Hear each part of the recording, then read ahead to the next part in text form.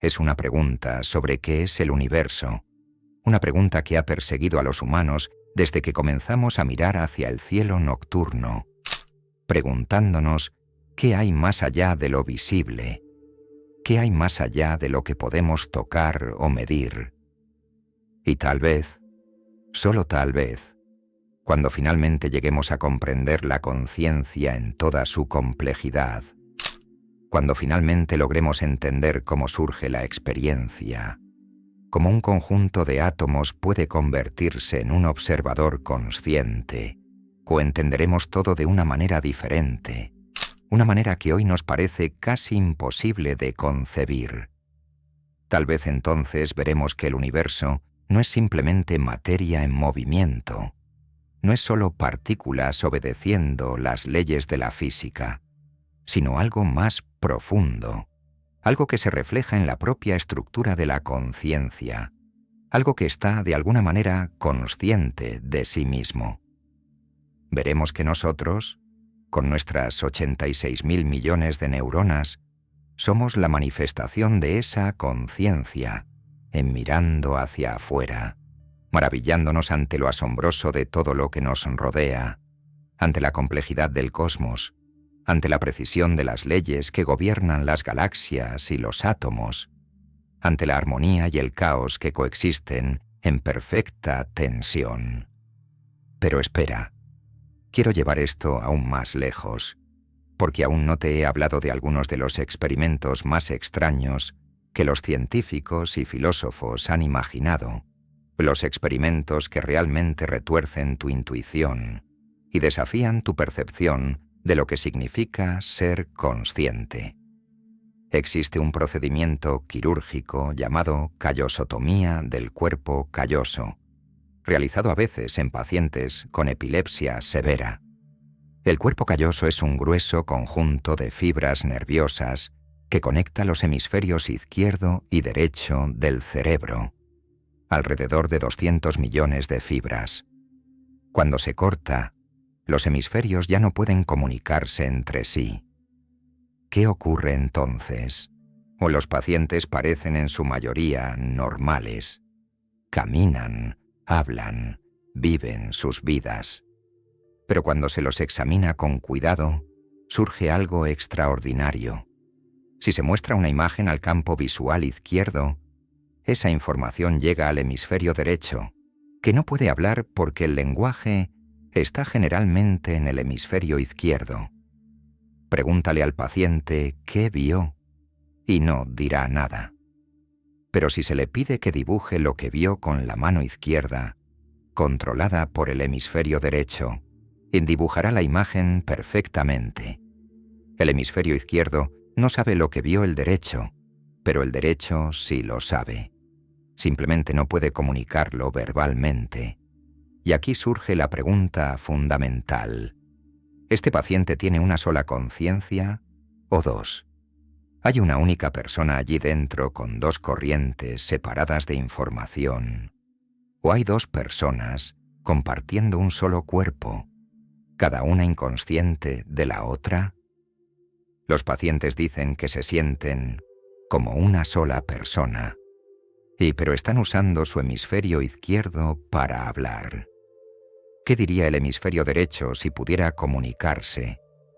No lo sabemos, y esta incertidumbre nos lleva directamente al corazón del misterio de la conciencia. ¿Cuáles son sus límites? ¿Dónde termina una mente y comienza otra? Ahora llevemos esto un paso más allá, con un experimento mental que realmente desafía nuestra intuición. Imagina una máquina, un teletransportador, que escanea cada átomo de tu cuerpo, cada posición, cada estado, cada vibración cuántica, cada patrón de interacción molecular. Esta información se transmite a Marte, donde la máquina ensambla una copia perfecta de ti usando átomos nuevos. Durante el proceso, el original en la Tierra es destruido. La persona que despierta en Marte tiene todos tus recuerdos, todas tus experiencias. Cree que es tú. Recuerda haber entrado al teletransportador en la Tierra. Desde su perspectiva no hubo interrupción. Simplemente parpadeó y está en Marte. Pero aquí surge el dilema. ¿Esa persona es realmente tú? Algunas personas argumentan que sí, que lo que importa es el patrón, no los átomos. Los átomos en nuestro cuerpo se reemplazan constantemente. Sin embargo, si el patrón de información se conserva, tú continúas siendo tú. Otros argumentan que no, que la persona original murió durante el escaneo, y lo que tenemos en Marte es una copia, muy buena, con tus recuerdos y personalidad, pero sigue siendo una copia, como una nueva persona que cree falsamente que es tú. ¿Cómo decidirías cuál es el tú real? Ambas versiones tienen el mismo derecho a reclamar tu identidad. Ambas tienen tus recuerdos, tu personalidad, tu sensación de ser tú. No hay ninguna prueba que pueda distinguirlas, ningún experimento que revele cuál es el tú real. Esto es profundamente inquietante, porque sugiere que tal vez no exista un hecho definitivo. Tal vez no exista un tú persistente a lo largo del tiempo. Es solo una serie de experiencias momentáneas unidas por la memoria, por la continuidad subjetiva. Pero entonces surge la pregunta crucial. ¿Quién está teniendo esta ilusión de continuidad? Cada vez que intentamos definirlo, terminamos en el mismo punto de partida. Hay algo que se siente como ser tú, pero no sabemos qué es ese algo. Ahora consideremos la naturaleza de la conciencia desde otra perspectiva. Todo aquello de lo que somos conscientes está, de alguna manera, ligeramente en el pasado, y la luz tarda tiempo en llegar a nuestros ojos. El sonido tarda en llegar a nuestros oídos. Las señales nerviosas tardan tiempo en recorrer nuestro cerebro. Para cuando somos conscientes de algo, ya ocurrió una fracción de segundo antes. Nuestro cerebro debe realizar una sincronización interna, uniendo información que llega en momentos distintos, creando un presente unificado a partir de señales dispersas. Esta es otra faceta del misterio. La vinculación temporal, el modo en que nuestro cerebro une eventos de distintos momentos en una experiencia continua del ahora. Incluso nuestros ojos participan en este proceso. Durante los parpadeos y los movimientos llamados sacadas, somos efectivamente ciegos por breves instantes, pero no lo notamos, porque el cerebro completa esos vacíos. Lo que experimentamos como realidad no es una percepción directa, sino una construcción, una predicción sofisticada basada en información incompleta y retardada. La mente completa, suaviza, predice y crea la ilusión de continuidad. Y aquí surge el enigma más profundo. Esta construcción es experimentada por algo. Hay un observador, un yo que percibe. ¿Dónde está ese observador? No puede estar simplemente en el cerebro, porque entonces necesitaríamos otro observador dentro de ese observador, y así sucesivamente, en un regreso infinito.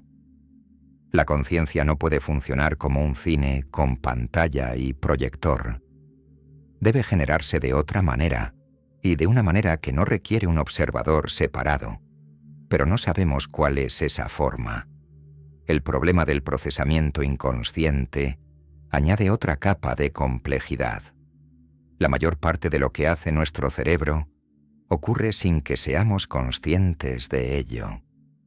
Regular el ritmo cardíaco, la respiración, la digestión, los cálculos complejos que nos permiten reconocer rostros, entender el habla o atrapar una pelota. Sin embargo, algunos procesos sí emergen a la conciencia. El rojo del rojo, el dolor de golpearnos un dedo, el sabor del café. ¿Qué determina qué procesos se vuelven conscientes y cuáles no? Algunos investigadores proponen que la conciencia actúa como un reflector. un recurso limitado que solo puede iluminar una pequeña parte de la actividad del cerebro a la vez. La atención es el operador que dirige ese reflector, pero esto solo reformula la pregunta: ¿qué es esa iluminación que llamamos conciencia? Nombrar qué es consciente y qué no no explica realmente qué es la conciencia, solo etiqueta el misterio. Incluso experimentos con anestesia ilustran la fragilidad de la conciencia. Bajo anestesia, el cerebro sigue funcionando. Las neuronas se activan, pero la experiencia consciente desaparece. Cuando despiertas, no hay recuerdo de un intervalo de tiempo. Ese vacío nunca fue experimentado, no siquiera como oscuridad o ausencia, simplemente nada. Esto demuestra que la conciencia depende de patrones de actividad y no de la estructura misma de las neuronas. Un cerebro muerto contiene los mismos átomos que un cerebro vivo, pero carece de conciencia. Lo que cambia es la dinámica, el flujo de señales, la complejidad de las interacciones. La conciencia no surge de cualquier tipo de dinámica. La complejidad sola no es suficiente. Debe haber un tipo de cálculo, de procesamiento particular que solo los cerebros poseen. Y surge la pregunta sobre las máquinas. Si replicamos exactamente estos procesos, ¿puede una máquina llegar a ser consciente? ¿O hay algo intrínsecamente especial en la química húmeda de las neuronas? Este dilema nos lleva al problema del observador. ¿Cómo podemos saber si algo distinto de nosotros mismos posee experiencia? Podemos asumir que tú eres consciente, pero no tenemos manera de verificarlo más allá de tu comportamiento.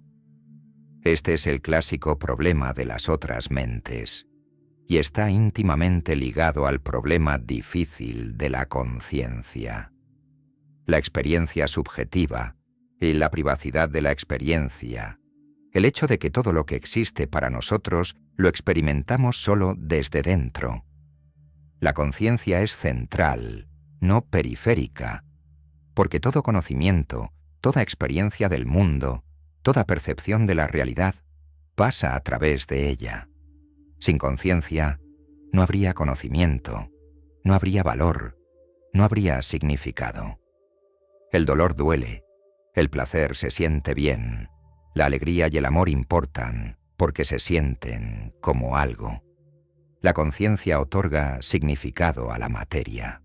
Un universo de materia inconsciente sería solo eventos sin valor, sin experiencia. Que algunos sistemas puedan experimentar, sufrir o disfrutar, eso es lo que otorga significado al cosmos. Por eso, entender la conciencia no es solo un desafío científico, es un desafío filosófico, ético y quizás incluso espiritual. La física tiene mucho que decir. Sabemos que cambiar el cerebro cambia la conciencia. Sabemos que ciertas regiones están asociadas con ciertas experiencias. Pero aún así, la pregunta central permanece: ¿por qué hay experiencia en absoluto? ¿Por qué el procesamiento de información se siente como algo? ¿Por qué no somos zombies sin experiencia interna? Finalmente, imagina que miras el cielo nocturno.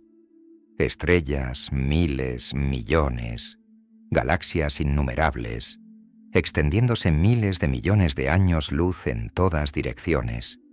Y aquí estás tú, un diminuto punto, una colección de átomos que sabe que es una colección de átomos, materia que contempla la materia, y átomos que surgieron en estrellas moribundas, que han pasado por nubes de gas, planetas, otros seres vivos, y ahora forman tu conciencia. Eres el universo mirándose a sí mismo. Este es uno de los misterios más profundos y bellos que jamás podamos contemplar. La curiosidad, la conciencia, la capacidad de maravillarse ante el cosmos, eso es lo que distingue a la vida que sabe que existe. No saber cómo funciona todo no es un fracaso, es una oportunidad